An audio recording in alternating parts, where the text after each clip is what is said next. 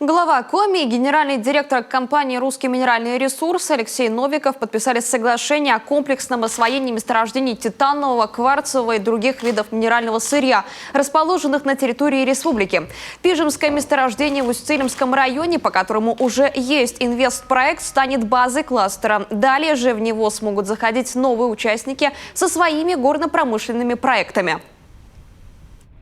Основными целями кластера станут объединение предприятий в сфере горнодобывающей, обогатительной и химической промышленности, защита их интересов и повышение конкурентоспособности, создание единой цепочки производства продукции и новых высокопроизводительных рабочих мест.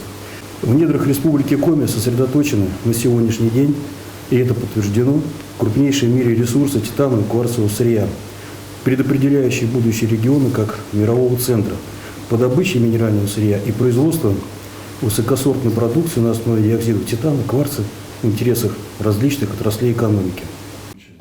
Добавим, Русминресурсы являются управляющей организацией группы компаний «Руститан», соглашение с которой глава Коми подписал 27 января этого года.